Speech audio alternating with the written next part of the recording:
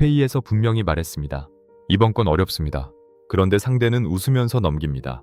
표정은 가볍고 시선은 이미 다른 사람에게 가 있습니다. 잠깐 침묵이 생기면 내가 말을 잘못했나 싶습니다. 문제는 당신이 아닙니다. 말했는데도 손해가 그대로 남는 이유가 따로 있습니다. 오늘은 왜 내 말만 유독 가볍게 들리는지 보겠습니다. 안녕하세요. 본능 설계도의 라이언 박사입니다. 오늘도 당신의 설계도를 차갑게 해부하겠습니다. 오늘은 왜 내 말이 상대에게 가볍게 지나가는지 보겠습니다. 이 영상을 다 보고 나면 말의 내용보다 먼저 봐야 할 기준이 보일 겁니다. 왜 같은 말을 해도 어떤 사람 말은 기준이 되고 어떤 사람 말은 그냥 지나가는지 알게 됩니다. 말이 가볍게 들리는 사람은 보통 말을 못하는 사람이 아닙니다. 오히려 많이 설명합니다. 상대가 오해할까봐 앞뒤를 붙입니다. 기분 나쁠까봐 웃음을 섞습니다. 괜찮으면 혹시 미안한데 같은 말을 먼저 꺼냅니다. 그 말들이 나쁘다는 뜻은 아닙니다. 다만 관계 안에서는 이상한 일이 생깁니다. 내가 조심할수록 상대는 내 말을 덜 무겁게 듣습니다. 말의 힘은 내용에서만 나오지 않습니다. 말하기 전 태도와 말한 뒤 행동에서 같이 결정됩니다. 예를 들어 보겠습니다. 퇴근 직전에 누가 일을 부탁합니다. 분명히 어렵다고 말하고 싶습니다. 그런데 입에서 먼저 이런 말이 나옵니다. 제가 오늘은 조금 힘들 것 같긴 한데요. 상대가 한 번 더 부탁하면 결국 봐줍니다. 그 다음부터 그 사람은 내 말을 기억하지 않습니다. 내가 마지막에 받아준 장면을 기억합니다. 여기서 갈립니다. 사람은 내가 한 말보다 말한 뒤에 내가 어떻게 했는지를 더 빨리 믿습니다. 여기서 많은 분이 자신을 탓합니다. 내가 말재주가 없어서 그런가? 내 목소리가 작아서 그런가? 내가 만만한 사람처럼 보여서 그런가?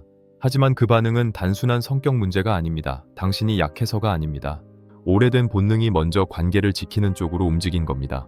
아주 오래전 작은 무리에서 살던 사람은 불편한 말을 쉽게 꺼내지 못했습니다. 말 한마디로 분위기가 틀어지면 같이 먹고, 같이 움직이고, 같이 버티던 사람들 사이에서 밀릴 수 있었습니다.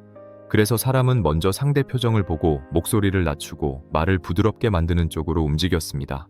그런데 지금 회사와 관계 안에서는 그 부드러움이 내 말을 부탁처럼 보이게 만들 때가 있습니다. 문제는 여기서 끝나지 않습니다. 처음에는 말을 부드럽게 한 것뿐입니다. 나중에는 거절해도 거절로 들리지 않습니다. 처음에는 배려였습니다. 나중에는 내 말이 상대가 고를 수 있는 말처럼 들립니다. 처음에는 분위기를 살린 겁니다. 나중에는 내 시간이 자꾸 밀립니다. 말이 안 먹힌다는 건 상대가 귀를 막았다는 뜻만은 아닙니다. 내가 한 말을 상대가 꼭 지켜야 할 말로 듣지 않는다는 뜻입니다. 회사에서 이런 장면이 자주 나옵니다. 회의 중에 의견을 냅니다. 이 방식은 조금 위험할 것 같습니다. 그런데 바로 뒤에 다른 사람이 거의 같은 말을 합니다. 갑자기 사람들이 고개를 끄덕입니다. 그 순간 마음이 이상해집니다. 내가 방금 말했는데 왜 내 말은 지나가고 저 사람 말은 받아들일까? 많은 사람이 여기서 목소리 크기만 봅니다. 그런데 그게 아닙니다. 목소리 문제가 아닙니다. 사람들은 목소리보다 평소에 내가 물러난 장면을 먼저 떠올립니다. 평소에 내 말이 바뀌고 물러나고 결국 상대 뜻에 맞춰졌다면 사람들은 내 말을 확정된 말로 듣지 않습니다. 잠깐 하는 말로 듣습니다. 사람은 말보다 반복된 행동을 더 빨리 믿습니다. 한 번 거절했다가 결국 받아주는 일이 반복되면 상대는 그 말을 거절이 아니라 미뤄진 수락으로 배웁니다. 그래서 다음부터는 같은 말을 들어도 처음부터 무겁게 받지 않습니다. 이건 상대가 특별히 나빠서만 생기는 일이 아닙니다. 사람은 반복해서 본 장면을 기준으로 삼기 때문입니다. 말끝도 중요합니다. 저는 반대입니다 라고 말하고 바로 웃으면 상대는 반대보다 웃음을 먼저 봅니다. 이건 어렵습니다 라고 말하고 바로 이유를 길게 붙이면 상대는 어려운 이유보다 빈틈을 먼저 찾습니다. 안 될 것 같아요 라고 말하고 상대 눈치를 보면 상대는 아직 더 말해도 된다고 느낍니다. 내 말이 가볍게 들리는 순간은 대개 말이 끝난 뒤에 생깁니다. 제가 직접 겪은 일입니다. 상담을 처음 시작했을 때 내담자에게 불편한 말을 꺼낼 때마다 앞뒤를 붙였습니다. 기분 나쁠까봐 말을 낮춘 겁니다. 그런데 시간이 지나면서 내담자들이 제 말을 무거운 피드백으로 듣지 않는다는 걸 알았습니다. 그냥 한번 해보는 말로 듣고 있었습니다. 말의 내용이 아니라 말한 뒤 제가 어떻게 물러나는지를 이미 보고 있었던 겁니다. 그때 알았습니다. 말의 무게는 말하는 사람이 먼저 정한다는 걸. 말이 가볍게 들리는 관계에서는 거절도 부탁처럼 처리됩니다. 더 아픈 핵심은 아직 남아 있습니다. 말이 가벼워지는 진짜 손해는 상대가 내 말을 안 듣는 데서 끝나지 않습니다. 내가 내 말을 먼저 의심하게 된다는 데 있습니다. 한 번 말하고 나서 바로 덧붙입니다. 아니, 제가 이상하게 말한 건 아니고요. 그냥 제 생각은 그렇다는 거예요. 안 되면 괜찮고요. 이 말들이 많아질수록 상대는 더 편해집니다. 나는 더 조심하고 상대는 더 가볍게 듣습니다. 손해는 그 방향으로 계속 커집니다. 카톡에서도 똑같습니다. 한 번 보낸 말을 지웁니다. 다시 씁니다. 너무 세게 보일까봐 이모티콘을 붙입니다. 상대가 답을 늦게 하면 내가 먼저 풀어줍니다. 바쁘면 나중에 봐도 돼. 사실 나는 답을 원했습니다. 그런데 내가 먼저 내 말을 낮춘 겁니다. 이런 일이 반복되면 상대는 내 말을 급한 일로 듣지 않습니다. 내가 먼저 급하지 않은 말처럼 만들어버렸기 때문입니다. 이 기준은 한번 듣고 끝내면 금방 흐려집니다. 사람을 읽는 기준은 계속 보지 않으면 다른 얼굴, 다른 말투, 다른 관계에서 같은 손해로 돌아옵니다. 말하기 전부터 먼저 물러나지 않아야 합니다. 혹시 괜찮으면으로 시작하면 상대는 이미 들어올 틈을 봅니다. 필요한 말은 짧게 시작하면 됩니다. 오늘은 어렵습니다. 저는 이 방식은 반대입니다. 이번 일은 맡기 어렵습니다. 부드러워도 됩니다. 하지만 말의 시작이 사과처럼 들리면 안 됩니다. 처음부터 물러나면 끝에서도 밀립니다. 말한 뒤 행동을 맞춰야 합니다. 말로는 안 된다고 하고 결국 해주면 다음부터 상대는 말보다 결과를 믿습니다. 오늘 어렵다고 했으면 오늘은 하지 않는 장면이 남아야 합니다.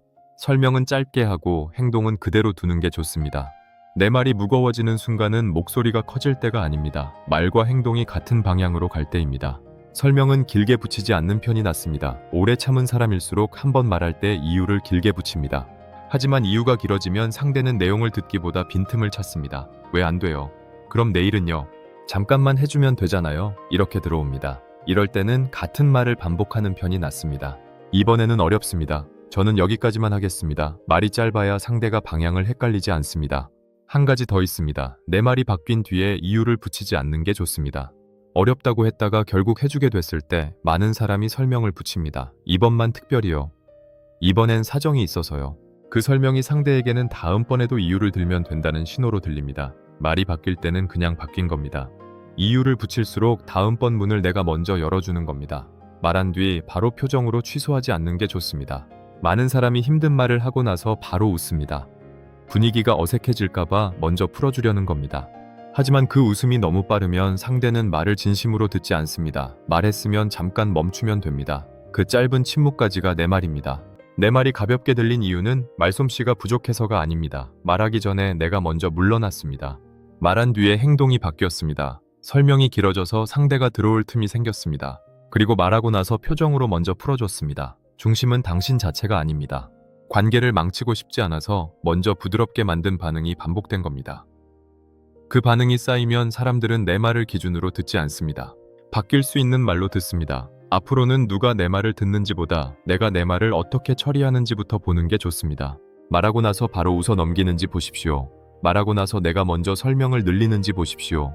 말하고 나서 결국 상대 뜻에 맞추는지 보십시오. 거기서 말의 무게가 정해집니다. 상대가 나를 무시해서만 문제가 생긴 게 아닙니다.